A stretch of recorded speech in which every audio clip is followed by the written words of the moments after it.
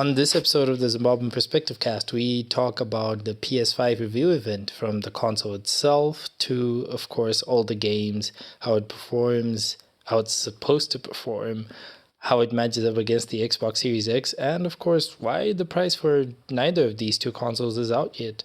We also jump into some talk about the usefulness and weird distribution model of e-learning bundles from all three telecom providers, and we talk about Sika, a simple but pretty helpful local app that's helping people find barbers, hairstylists, and beauticians during this whole lockdown. Sprinkle in some news from the week and some things we actually expect from this coming week, and you've got our latest episode. Here we go.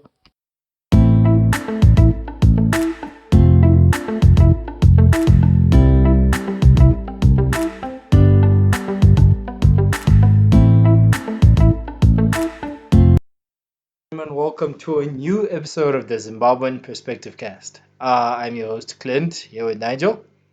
Hola.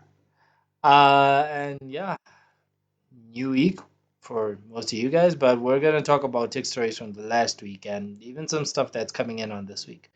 Starting with none other than the PS5, right, Nigel? Yep. And we've got other stories such as our discussion on e-learning bundles, which we started last week, how they work, why they work that way, how useful they actually are, and the mobile app Sika, which is a very interesting new app, especially with the current pandemic, social distancing, lockdowns, etc., etc. And then jumping into a few other issues that we're going to go into. But Nigel, I think let's take it away, starting with none other than Thursday and going into Friday's PS5 reveal and all the commotion that caused. Go for it. Okay, it seems as if Sony sort of took what I was saying as, we could say, advice, or maybe they had this planned already, that they were going to do something bigger than Microsoft.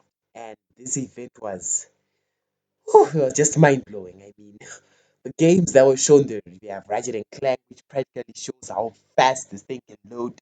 I mean, you're loading new dimensions in like 2 seconds, tops. New dimensions being new video game levels. Yeah, practically, which is you can have like 10 levels, not really levels, we call it like subsections of a map. You can have like 10 Call of Duty maps in one mission. Yeah, that is incredibly impressive. I mean, if you think about it that way, and it's all coming down to Sony's specialized architecture and especially the SSD. I've never seen a company make so much of a big deal out of SSDs this late. I mean, back when it was 2013, maybe yeah, because everybody was going like, "Oh, we have an SSD. Oh, we have an SSD." But this is some pretty new thing, and maybe just going back to it all. Let's actually do a little prehistory because if you've been reading the Zimbabwean perspective, if you've been reading a lot of our articles, you will know that we were kind of a little scared for Sony. Not scared, but cautious. Like, we're definitely talking about how Sony is kind of dropping the ball when it comes to mind share, rather, and the general hype when it comes to the console war, this generation of the console war, that is. Because Microsoft had a head start. I mean, last year, December, the Xbox Series X was already being shown off. And it paid dividends for Microsoft. You know, they were essentially sort of be leading the charge as far as next generation consoles are concerned. And that was great for them. It worked for them. It definitely has made some strides. I mean, even now, people are definitely in awe of the PS5, especially when it comes to that design. That design is amazing, or at least I think it's amazing. I don't know. Everyone, the internet has a million different opinions on it, but it's the internet. It's millions of people. Of course, you can have a million different opinions. But back to what I was saying, we were a little cautious because Microsoft was definitely making leaps forward and gaining some fan share. I'm still a hardcore PS fan that's still considering a Series X right now, even though the PS5 at least looks better.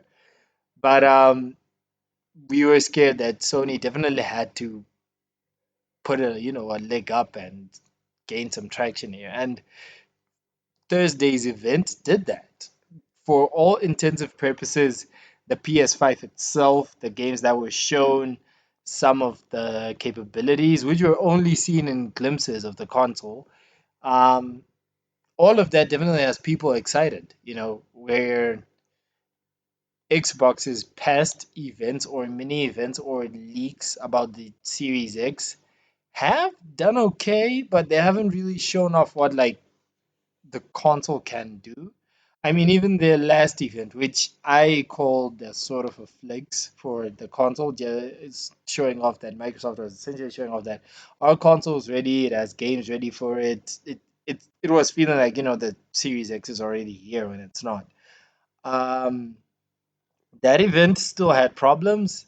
Well, not problems, but it was criticized for not having any games that really blew anyone away or that felt next gen, except for maybe one. I'm forgetting what it was called. The Which one, one? the one about time travel, seemed to combine things from Back to the Future to Titanfall to some knights and Oh, swords was it stuff. from System Break? No, no, that's No. system. We'll look at it again. Sorry, we'll put it in the description. But that was pretty much the only game. Every other game felt like something you can get on a PS4, right, or an Xbox One, or maybe even if it was really good game developer, the PS3. So Sony's event, on the other hand, made sure that at least some of the games felt like next gen, right? Ratchet and Clank, definitely. Gran Turismo 7, it's hard to tell because it wasn't showing at full resolution. Unfortunately, Sony had to stream this at 1080p instead of 4K. It did release some 4K footage after the event, so you can still go and check that out. But Ratchet and Clank was definitely the biggest showcase.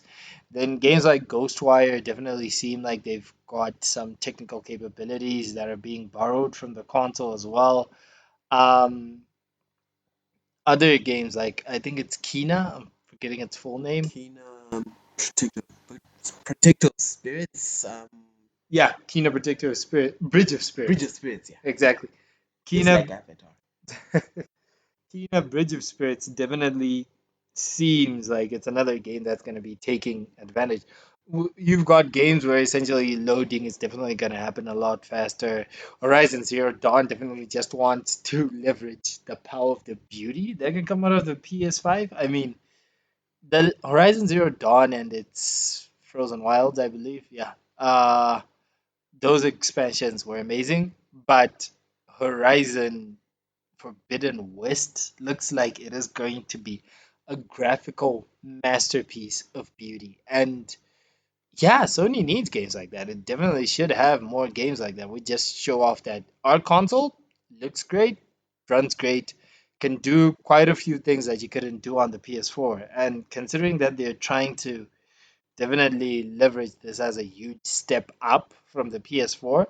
Also, Microsoft is kind of saying that the Series X is a lot better than the Xbox One, but still does a lot of the stuff that the Xbox One does. It sort of just feels like an Xbox One big brother as compared to the PS5, which even based on its design is definitely meant to just seem like something else, right? Like totally something different. So it's an interesting time to be in, I think, to be honest. I don't know, Nigel. You tell us your thoughts. I still think another game which could show crazy fast load times is Deathloop. Deathloop seems like it's gonna be crazy fast. I mean, you die and then just goes back to first aid. Well, yeah, but I don't know. What's it called? Older games that have similar abilities. Prince of Persia, for example, made a But it doesn't you. take you to the start of the game. It just I don't think Deathloop will take you to the start of the game. it takes you to. I'm pretty sure it takes you to where you start off. It seems a lot like what was it called again? We Happy Fews beta, where if you apparently got caught or lost or overdosed on too much of the weird drug, you would go back to the literal start of the game. Well, if that's how it's gonna work, then fine. But it definitely brings a very different uh thought process to how the levels are designed or work, which is interesting. I mean, games can start to feel monotonous in some ways, right? So if these guys can come up with a different way of how a level works or what even counts as a level or the game world in itself, there's gonna be some interesting things going on there. But I think one thing, as I've said, we can all agree. PS5 event, perfect, well done, well executed, Sony. Definitely expecting great things from it. Personally, I don't know. Uh, I want the console, which is what this event was supposed to make me do. Want the console, and it did. I want the games. I want the console. I want to play Spider-Man Miles Morales, which we haven't even talked about yet. But I want to try out what this console has to offer, and I'm definitely down for that. So yeah, well done on Sony's part. I definitely hope to be seeing more from them soon. I don't know, Nigel? Another game that I'm crazy hyped for is Godfall. I mean, that thing just looks amazing. I mean, it's got Monster Hunter's type combat, but slightly faster and I don't know, it just feels crazy good. Yeah, Godfall does look pretty cool. Like actually, really cool. Uh, there's a list. It's a whole list. It's actually maybe go into talking about the console itself now. So we've already talked about the design. Some find it divisive. I find it aspirational. Like amusingly enough, this feels like a PlayStation that some company like Apple would make. Sort of. I mean, the white, the sort. Okay, not Apple. Yeah, but Apple to some extent. There's definitely some design flair in here that was elegant and interesting, and I love it. But amusingly enough, the normal PS5, which will have a disc like we're all used to, sorry, it actually looks like it's the incomplete or imperfect version of that design because that design looks at its most amazing on the PS5 digital edition, right? I mean, it looks more symmetrical, the curvature is better. Whoever was definitely designing this definitely designed the digital edition first, maybe. And then someone came in, it looks like at least someone came in and was like, "Psst, hey, this still has to have a disc on it." And you're like, what? But I just finished the console. Like, yeah, we'll find a way to fit a disc in there. And the designers essentially just created a hump for the disc, which is a shame because I don't know. I obviously Sony probably thought of this. The engineers, their designers probably thought of this. I feel like they could have gone the PS3 Slim route if you can just open it up from the side. I don't know, I don't really like that. Yeah, we didn't really like that. We have the original PS3 still, and The best version. the one with the lowest memory. Lowest memory, but it still looked dope. The slim light looked cool, but I don't know. I'm not a slim light person. Fine, you're not a slimline person, but anyway, that design mechanism probably would have allowed them to keep it slimmer. But obviously, this is a 4K UHD Blu-ray drive. It's not small, so I'm sure the compromise was made there. The console itself, again, will come in two editions, right? So PS5 normal with a disc, PS5 digital, which will not take a disc, and all its games will be either downloaded or likely game streamed. And there's definitely some things to be said here. I mean, it speaks a lot in terms of strategy, starting on this price. We actually wrote another article which was how Sony and Microsoft, despite having unveiled these consoles now, have not said price. And the reason for that, this is like the most interesting game of chicken or a stare down or a standoff in video game history, in that both these companies are essentially just staring at each other from, I don't know, across the room or the road or whatever. And both of them are staring at each other dead in the eye, and whoever blinks first is the person who's gonna have, or rather the company who's going to have to announce the price first. And at first, a lot of people, analysts, industry analysts, were saying based on the components, based on how these consoles seem to be being manufactured, the Series X is likely going to be the more expensive one. But as of late, and based just on Thursday's event and maybe the hype that it created, and the fact that the PS5 digital was announced right off the bat, it's expected that the PS5 might actually be the more expensive one, which is interesting considering the Series X has more powerful and seemingly more expensive components, right? It has a more powerful, what's it called, CPU. It has a different and more and seemingly more powerful approach to their GPU, even if the GPUs are almost the same. Um, and okay, it uses a seemingly more traditional NVMe SSD, but with slightly more storage space. And yeah, whilst on the other hand, the PS5 has a CPU that runs at a lower clock speed and a GPU that also create it runs with essentially less teraflops, which are floating point operations, which to put it in simple terms, your game can look better, your game can run better. It's essentially, I don't know, the GPU running at a more powerful state. Now,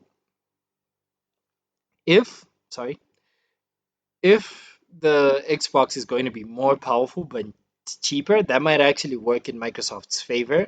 So maybe this is why the digital edition of of the PS5 is being released right off the bat, because the idea is, at least for American and European and probably even Asian markets, Sony will release the full version of the PS5, and it will be maybe $600, considering that the Xbox Series X is expected to be around 550 to 600.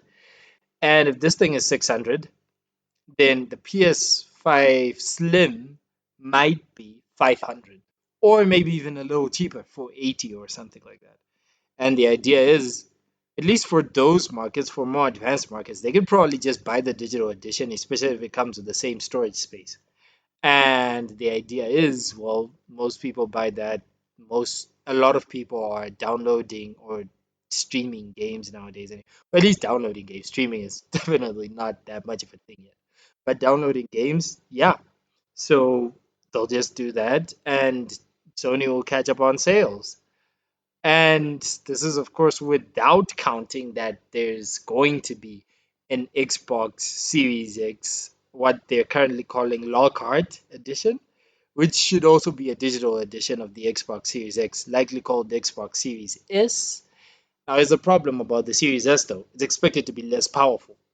In fact, it's expected to be likely around as powerful as an Xbox One X, and that's because for Series X games, it's expected to rely on game streaming, whilst it can at least download older Xbox games, which is interesting, but also risky because Sony's definitely just saying, look, man, both PS5s are essentially the same. All you're going to do is have to decide whether or not you want a physical disc, which is obviously useful for markets like us, Africa, and it's also even more useful for the backwards compatibility because this thing will be able to play at least most PS4 games. So you'll want to just, use your old PS4 disc and stick it in there rather than have to pay a license online to buy another version or something like that. I don't know, Nigel. What do you think, man? This whole pricing war and everything is it's confusing. I still think the digital version isn't gonna sell much because of A, most Zim Wi-Fi. You could spend the entire week trying to download the game. Like, hey guys, turn off the Wi-Fi. I'm trying to download this game right now. Thank you. So you don't think it would sell on Zip? Yeah, it wouldn't. Well, I don't think it'll even be sold in Zim. It's not meant for markets. This Fair is point. this is likely going to be something that's definitely going to be sold in developed markets, as I said. Whilst the normal PS5 is likely going to be shipped here, which means we will probably buy the more expensive PS5, which sucks because less people here can afford it anyway. But I reckon I don't know what else can we do. These games are now going to be expected to be 100 gigabytes and up. Currently, the average large, let's say, open world AAA game for what's it called for the PS4 and the Xbox One, it's It's ranging at around 60 to 80 and up in what's it called gigabytes in size, and that's likely just going to increase going forward, right? So if these games are expected to be at an average of around 100, no one, not no one, but most people here can't even download them. I mean, I still cry every time I have to download a file that's at least around 2 gigs. Imagine having to download a file, I don't know, 50 times the size. So yeah, you're right. A person's going to spend the week going like, hey, can everyone else disconnect? I'm trying to get my, even on an unlimited Wi-Fi plan. And yes, I know some of you are thinking you've got some super fast liquid or Zoll plan and you'll be fine. And hey, more power to you, man. You should definitely enjoy that. Rest of us, though, we're probably gonna stick to a disc version because that's what we can sort of, I guess, in a weird way, in quote unquote, afford. Because whilst we likely can't afford it price wise, we can afford the burden of buying disc as compared to the burden of needing a super fast internet connection to download huge games. Yeah? Yep. Yeah. So that was pretty much it. This console's also coming with some PS5 is also coming with some accessories. A charging dock for the DualSense pads. Nice. I like that. Makes sense. A remote. Um, okay then. It's becoming your new decoder. Done. Who wants a Roku box when you can have a rose petal console? And then last but not least, at least currently. Oh yeah, and the stand is obviously an accessory because most Sony consoles never come with the stand, right? Ever since the PS2, they never came with the stand. So at least with the PS2, you could just lay it flat, wouldn't really matter. This may just slide off the ground. Yeah, the PS5 looks like it would slide off, and it looks like it's not even meant to be laid flat. I mean, I've seen pictures of it flat. It doesn't look good at all. It's really just meant to stand, which is interesting considering apparently this console might be bigger than the Series X, which is not something most people expected, right? You see it from the videos, it looks like it's smaller and sleeker and stuff, and apparently it might actually be taller than the Series X, which yeah, that's interesting to say the least. But anyway, the last accessory is headphones. The PS5 will have specialized headphones. And I swear I have never seen more of a Sony flex than PS5 headphones. Sorry, repeat that? 3D sound.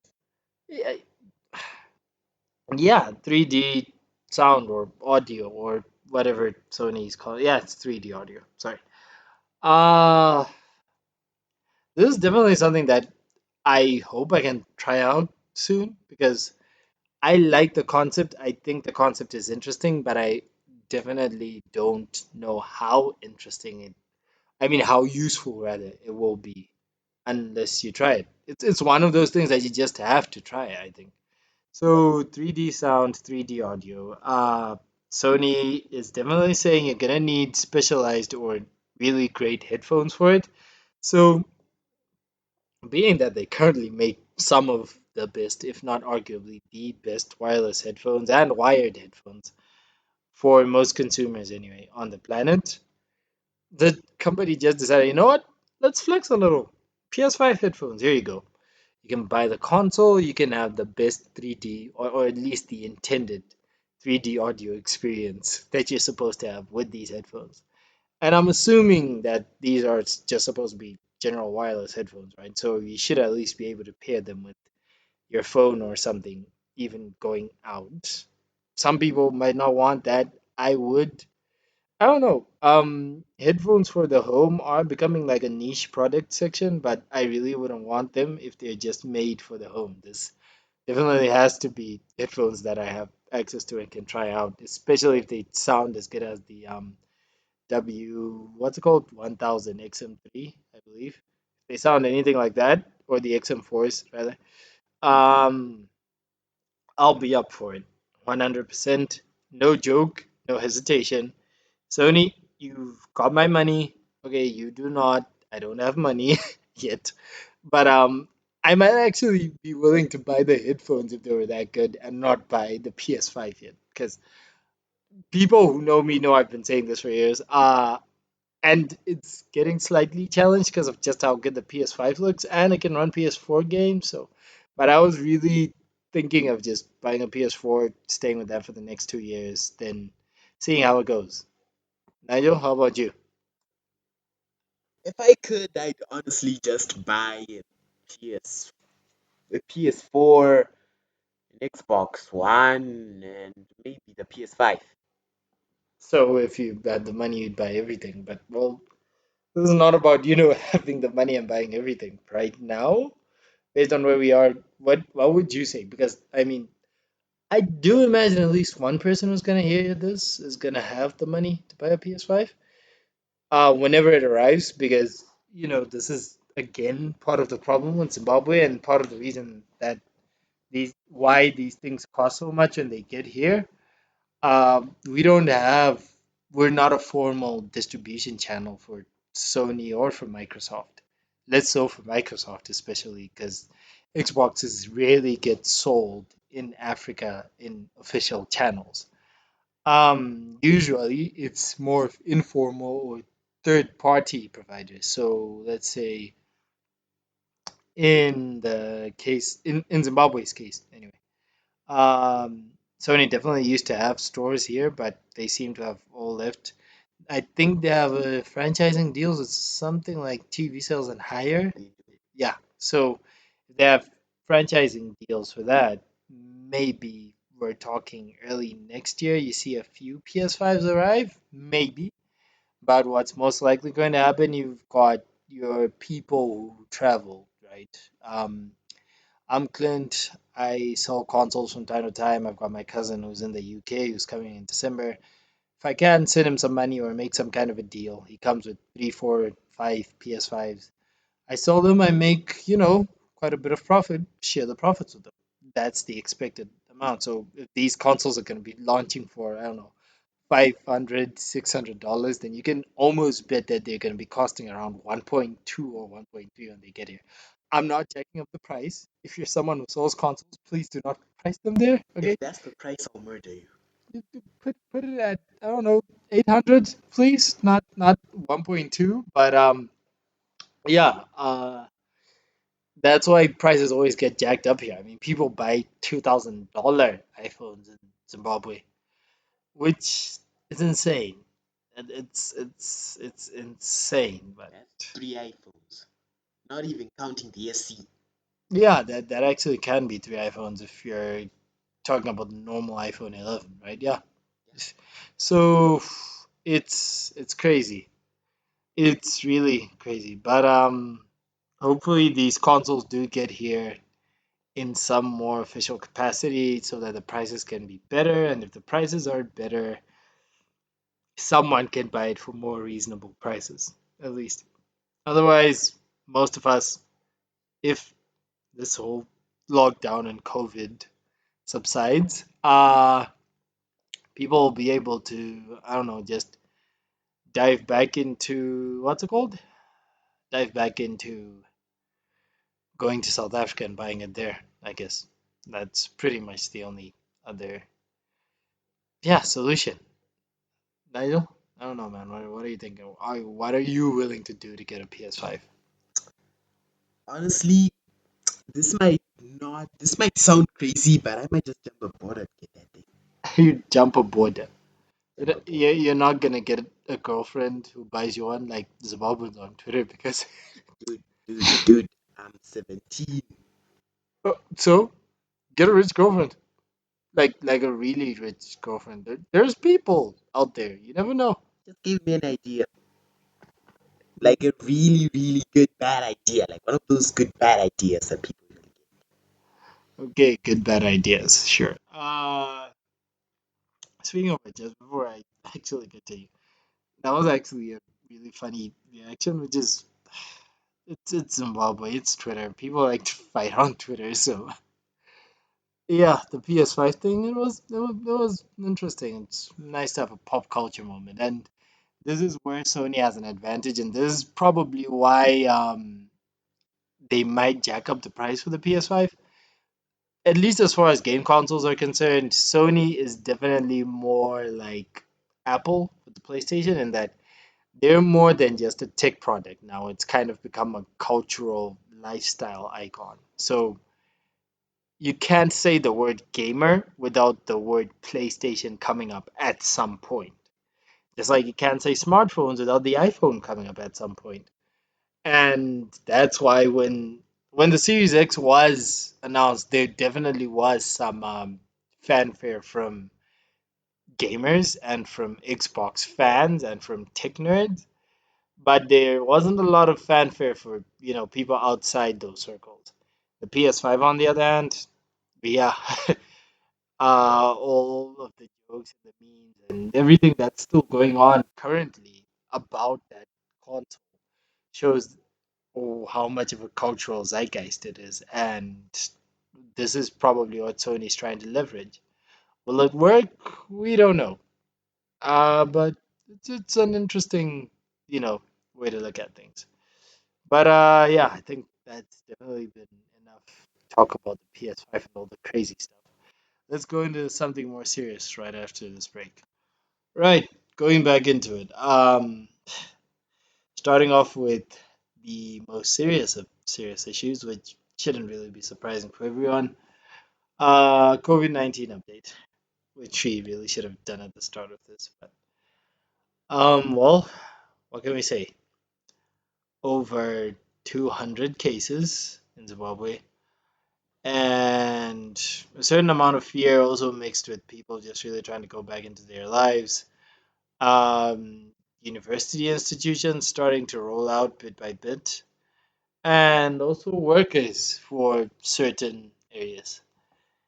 It's an interesting time to be alive. It's a scary time to be alive because it's not always the most optimistic of times. In fact, we will be honest. We were supposed to record last week, but in the midst of everything that was going on, situations here in Zimbabwe, COVID, and the obvious lockdowns and all the repercussions that that has had and ramifications it's had, financially and lifestyle wise and productivity wise, as far as companies and jobs are concerned.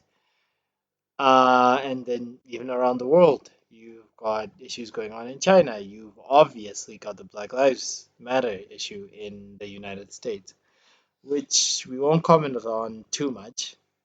Only that we believe in any instance that human rights and human freedoms are being stepped on, then someone should rise up against it. And even if you do suffer from your own struggles, you should not criticize those who want to support those fighting another struggle. Now, if you, it doesn't mean that those people should ignore their own battles either. It should mean that they should actually focus on their battles and hopefully support others as well. To put it plainly, we come from a country where once upon a time when things were better, well, not bitter actually, during the days of Chimarenga, definitely not bitter. It was known that even the earliest versions of ZANU PF worked together with, or at least of Zimbabwean revolutionaries, to not try and politicize this. They worked together with South Africa's ANC, I believe, and those two parties actually fed off of each other's momentum in their different struggles to gain independence. If there are struggles for black people happening around this, well, around the world, really, then I believe that it should be the same effect. We should gain inspiration from even things like Black Lives Matter because that's the whole point of the movement. Black Lives Matter, period. So rather than thinking it should only mean fighting for African Americans, should mean that wherever you are, if you're a black person and you feel oppressed or you feel like your life is not being valued, whether by your country's leaders, whether by some military regime, whether by another race, then you should rise up. and definitely not criticize those who try to do that. But that's beyond the fact. Going back into what matters, still logged on stories about, well, lockdown. We started with on Friday. We also published the article on Sika, which is a locally developed app developed by an Alistair Holmes from Blaue. And what Sika essentially is, this is a service that allows you to find what's it called? Barbers, hairstylists, beauticians, which are in your local area at least, and essentially contact them, get a quote, and call for services. And of course, ever since this lockdown has started, salons, barbershops have essentially been banned with the conditions that obviously whoever is operating, whoever is a hairstylist or whatever, is definitely going to have to operate, you know, at their own risk, sort of, to be honest, to some extent, and operating independently as well. So that is what some of these people have been doing. But of course, as you can expect, with limitations on traveling, with limitations on commuting, with limitations on even people coming into your shop and advertising and marketing and so on, something like Sika definitely helps them out in terms that they can put themselves online, and those who are interested in their services can definitely call on them. At the same time, personal experience, my hair is a mess right now, and that is because I don't want to go to any sort of by the corner barber. And well, as far as hygiene and so on is concerned, Sika seems to be a better alternative because we actually did talk to his developer, Alistair, and just based off of our talks, there's definitely an emphasis on safety. There's definitely an emphasis on just trying to make this whole process as safe and as convenient as possible for both the person getting the hairdo or the haircut or makeup and so on, and as well as the beautician or the barber. So, Nigel, I don't know. What do you think about Sika, man? I think it's great for the fact that that people can actually still look okay during lockdown and not look like Vandal Savage's black cousin like my brother. People don't know who Vandal Savage is, Nigel. Fair point, he's a weird caveman from DC who got superpowers. So you just want to be a resident nerd, don't you? I'm a nerd by birth. It's a burden I have to carry there, for the there good of is no humanity. such there's no such thing. But anyway, yeah. So and we actually had a fair amount of traffic on the site from this, and I'm glad. This definitely shows that there is still an interest out there in Zimbabwean-made apps. There's definitely an interest out there in apps that can be useful during this time of lockdown. We had another one the week before named Tusa. It's different. This is more based on EcoCash biller codes and essentially making that whole process easier. But it's great to see more of these apps that are definitely Zimbabwean born, Zimbabwean bred, and Zimbabwe focused because that's what we need. Google Google engineers, as great as they are never gonna make the best apps for Zimbabwe if they've never stepped foot here.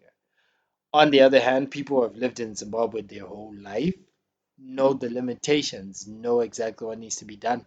I'll even give some credit to people who have services running off of WhatsApp bots or USSD platforms because that is better, right? That is cheaper and easier, and it works better for everyone because not everyone has money for data and stuff. So even though in the case of Sega it is a full-blown app that does require an internet connection, it still definitely makes sense for what it's trying to do. And I'd say even for its customer base, because I'll be honest, this is likely not gonna be the what's it called? The service where you're gonna be finding a barber who's working for less than $1 USD. if from well talking to Alistair, we actually found out that everyone on the platform is paying per month a subscription of one USD, which is pretty low if you're looking at it in the big picture of things. But that definitely means that most of these people are not the type of people who would also charge one USD to anyone for a service. So it's it is what it is, but I still definitely think that this is a great timely app. I mean, just talking to Alistair, he was definitely just bringing it up. How his experience is similar to mine. He didn't have anyone giving him a haircut, and he needed one, so he essentially decided to build something for it. So it's great. It's definitely great to have something like this. And I don't know. Leave this as a note. If you're a developer, if you're someone with a service, you can definitely contact us. We'll leave contact details in the description below, or just look for us on our social channels, to be honest. And as long as we think that what you have is something cool to talk about or cool to get people's attention to, then we'll definitely draw some attention to that. So yeah, let us know. Nigel, anything you want to say before we move on? Nope. Okay, then going into perhaps the most interesting local story of this week for me. We looked at e-learning bundles, right? This is essentially something that all three mobile network providers are doing now: Teleso, Econet, Net1. Everyone has e-learning bundles now, which is good. It's great. I'm a student. This is good for me. E-learning bundles, cheaper internet, which everyone needs right now. But we're looking at their distribution model and why they're designed the way they are. And well, to say there's holes in that plan as far as convenience or ease of use for the customer is definitely an understatement. These bundles are essentially hard to get, or at least harder to get than they should be. And it's mainly out of the reason of these companies wanting to make and keep making profits rather than anything that's actually based on making things easier for people. So maybe to just give context, e-learning bundles right now cannot be purchased directly by anyone from there, or at least by most people, from what I know. Instead, they have to be purchased by a third party at wholesale prices, essentially. So that means, and usually this third party is likely going to be the university or educational institution. So that means that students, if they want bundles, are going to have to contact whoever's in charge of buying bundles at school. Perhaps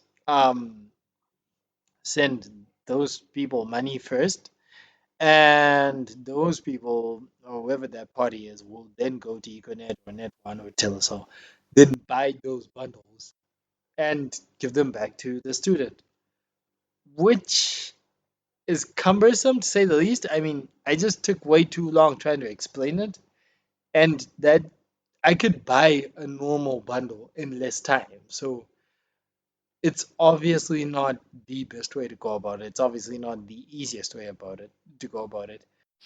And this is all without considering the obvious flaw that's there, which is that these bundles are only really a bargain because of the state of getting internet access and getting cheap or reliable data wherever you are in Zimbabwe right now, which is a mess. It has been a mess ever since prices started going out of control. And now the internet, which everyone forgets is supposed to be, at least to some extent, a basic human commodity, is one of the biggest luxuries in the country right now. Yes, of course. One Telesol Econet could come and argue that, compared to US dollar prices, this is not so bad. But hey, as long as officially people are being paid in what's it called, RTGS or ZWL values, as long as people are officially being told that the US dollar is not an official currency of the country, you can't tell us how cheap it is in US dollars because we're not living in a country that's meant to officially run on US dollars. So you can't tell us it's cheap for US dollars. It's expensive based on the currency that, officially speaking, most of the country or all of the country should be using. But it's something that these companies are doing essentially for profit. Nigel, what do you think? Yeah, I still think it's something these guys are doing for profit, and it takes way too long. I mean, can't you just find a way to just register each student's ID, sort of, and maybe put it as a special EcoNet EcoCash platform for students or something? Make it faster for everyone. Yeah, you have the right idea. What were actually talking about on the site as well. You have to think about the distribution model and its reason first. Uh, all these mobile network providers are essentially acting like wholesalers now, right? So the same way your, I don't know, Mohammed Musa, or I don't know if Badelas used to still exist anymore, but those, yeah, those kind of people, those kind of warehouses, rather. What's essentially happening here is, as you said, whichever third party is buying it is buying these things in bulk, right? Buying them at wholesale prices. And just based on economies of scale, buying at wholesale prices tends to make that company or the wholesaler more money in the long run, anyway. So it means that Econet, Netwa, and Tiliso are essentially trying to make more money in the long run from these wholesale buys of these bundles, whilst of course saving themselves, how can I say, saving their other bundles in the terms that since not everyone wants to pay or to go through their school to buy bundles, or not everyone can, because I'll give you an example. I'm an HIT student. I believe you can't buy the Econet ones directly through HIT.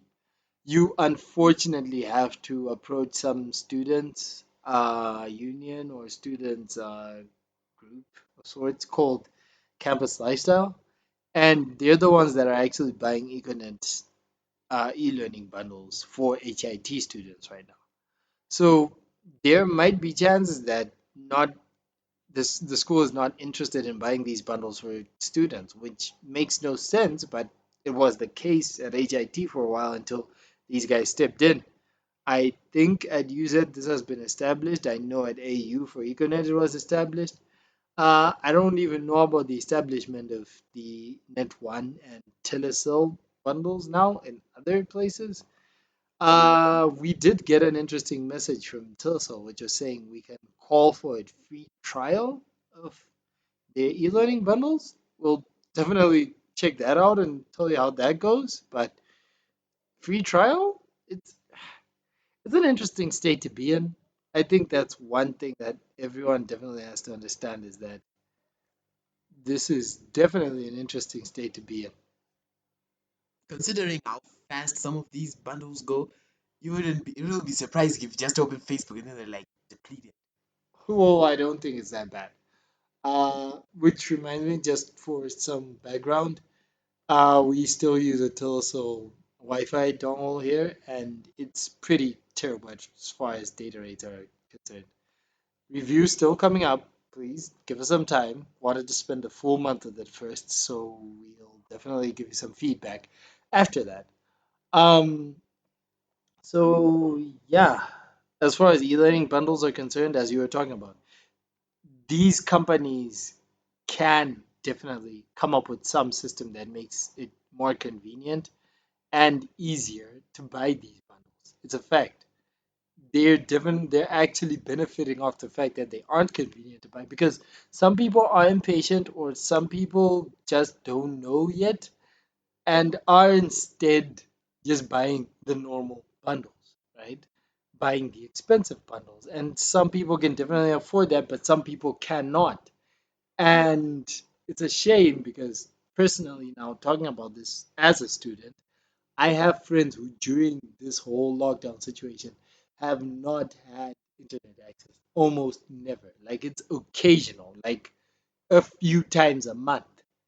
And that just doesn't make sense anymore in a world that's really trying to move more and more towards, well, digital lifestyle and a digital based world and the internet itself and all the opportunities and the whole world that it opens up to you. And you have young people who are bright and amusingly enough studying IT based courses, but you now have those people not having internet access. It makes no sense. But yeah, it is what it is, for lack of a better term. So yeah, we'll definitely have to see how these companies definitely have to come up with something new. They do have to come up with a different way of doing this. We already know that Teleso has specialized lines as far as its Wi-Fi bundles are concerned. Like it clears lines for that, so it could clear lines for this, right? We don't see it taking more than a week for Econet to come up with some version of a registration system for this. There's definitely ways around it that these companies just don't want to consider or think about yet. Hopefully they do, and we'll definitely see how else that goes. Then last but not least, this is something that I was actually going to talk about. It's actually upcoming during this week, but we are going to be working with a Nigerian YouTuber called Hashcode. We did promise you guys some security based footage. Sorry, some security based coverage rather on internet security, your device's personal security, and well, we've been slacking on that. We're sorry, but we're now getting it in gear. We'll be collaborating with Nigerian YouTuber Hashcode, tech YouTuber to be exact, who's also a software developer, and well, he'll be helping us in our issue on two-factor authentication, which again is still a thing. You definitely have to set that up. It's annoying, but it's a must. I had another friend hit me up just this week talking about their Instagram account being hacked, in which I really have to say that there's a point that has to be made here. I do not know who is doing this and why they're doing this, of targeting females on Instagram and then hacking their account. But seriously, stop. Okay, it's terrible. It's perverted. It's wrong. And some people are trying to hold females ransom to this behavior. They're literally going something along the lines of saying, if you do not pay me to free your to free your account, then you what's it called? They're going to start messing around with it, start going through chats and screenshotting those chats and posting them online. It's terrible. And again, we did talk about Zimbabwe definitely now being more of a focus for cybercrime and people needing to be careful. But regardless of people needing to be careful, targeting women in any sort of way is messed up. We can't be having domestic violence, we can't be having police brutality, and now cybercrime all based on women. There's definitely something that has to be done there. And well, we'll do our best to definitely discourage that kind of behavior and try to help where we can. But yeah, so two-factor authentication is a thing, guys. Please set it up just so that you won't be in similar situations, whether you're male or female. And even amusingly enough, just cybersecurity as a whole being scary, the company Honda literally had multiple production facilities, factories, locked down over this past week because someone hacked their systems and essentially just shut down the factory. Like employees could not uh, enter certain rooms, they could not enter their factory or production facilities internal systems. It was crazy. It was honestly legitimately crazy. And again, be careful out there, okay? Please set up protections. We'll have the article with the video from Hashcode on two-factor authentication coming up over this week, and we're pretty excited about that. And another thing that I would like to talk about, just in passing, this article should hopefully be up by the time the podcast is up, is the issue of Zimbabwean artists, or rather, how the internet is really the home for the best Zimbabwean local content. So, what am I talking about here? Artists of any kind, right? Whether it be acting, singing, just sorry, music, film, uh, it, new types of digital media like YouTubing, even Instagram influencers, and even podcasting, right? Like here. Uh, I feel like the best version of that content, as long as you're a Zimbabwean, whether it's Zimbabweans who are local or Zimbabweans around the world, is definitely online. And the recent surge in Zimbabwean film, at least, is definitely a sign of that. So, what am I talking about? I am talking about three main things that really made me think about this, right? So, firstly, is College Central's What You Have a Moy. Secondly, is the now Netflix movie Cook Off. And the third thing is actually the animated movie Tunga, which is made by a Zimbabwean. Tunga's an animated movie now? I think you're talking about a different Tunga, but there is Tunga, the animated project, which is being made by a Zimbabwean, which is going to be on Netflix. So Cook Off is on Netflix already. There was some mixed reception to it, which I feel was unwarranted, especially from Zimbabweans. I mean, guys, it's on Netflix, but it was made before it was on Netflix on an $8,000 budget. Okay? American film students might tell you that an $8,000 budget is too small. And you guys are literally criticizing a full feature film that was made on that budget. It's crazy. But anyway, you're looking at these projects and it's making you realize that, or at least it's making me realize that this is really where the future of Zimbabwean media is definitely supposed to go. What do I mean by this? Well, we no one should count on ZBC, like at least not as their main plan, and no one should be trying to not no one should push local channels. Local channels do need to be pushed forward, but because they're so behind, no one can depend on that, right? And the thing is, it's making Zimbabwean seem like there's a lack of talent in those areas where there is so much talent that definitely still needs to be uncovered, right? What Pamoy is pure proof of this. I mean, this is made by a bunch of straight out of college students who also were starting some of this stuff whilst in college.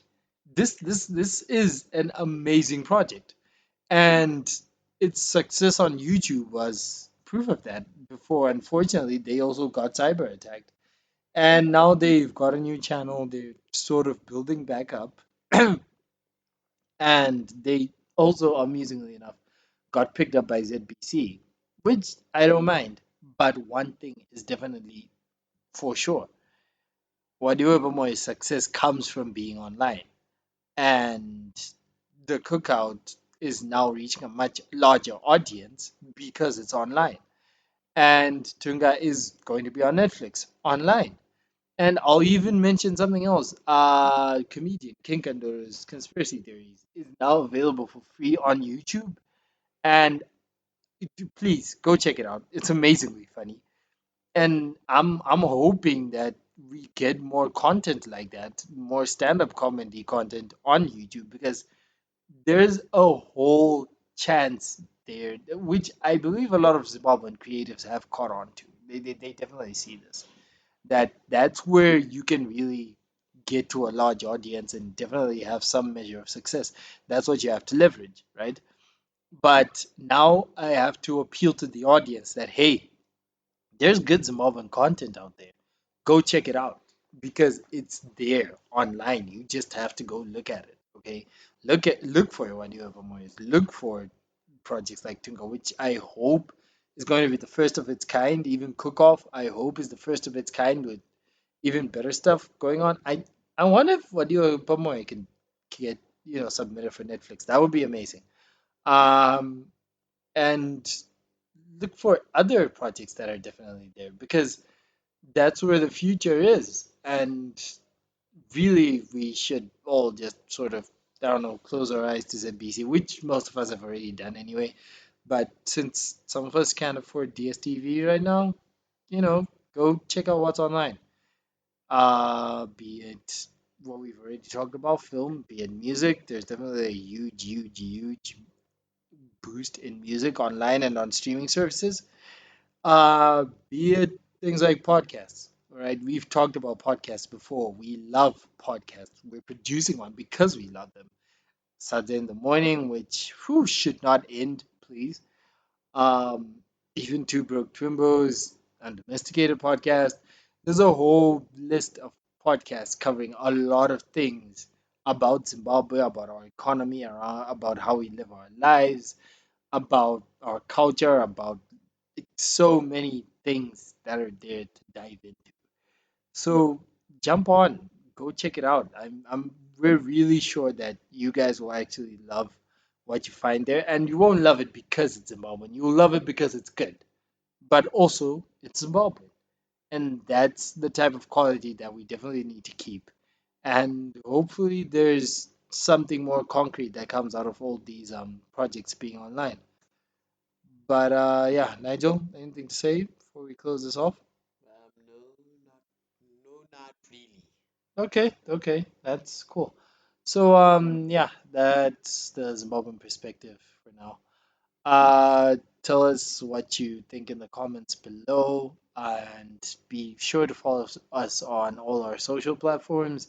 Be sure to check out the podcast on podcast platforms if you're listening to this on YouTube. So we are available pretty much anywhere. Every big major podcast app, we're there. Okay, so Apple Podcasts, Google Podcasts, Spotify, Stitcher, Pocket Casts. I don't know where else are we? Yeah, Anchor. So that's Spotify, but Anchor. We have a SoundCloud that's also coming up. Really, literally anywhere that you listen to podcasts, will probably be there. So yeah, check us out. Recommend us to a friend. uh, don't be shy to reach out on our social platforms. And I don't know if you have ideas, if you have improvements that you want to make. We know the sound quality can sometimes take a dip. Let us know, and we'll definitely work on it. So, yeah, that's about it. Everyone stay safe and have a good week.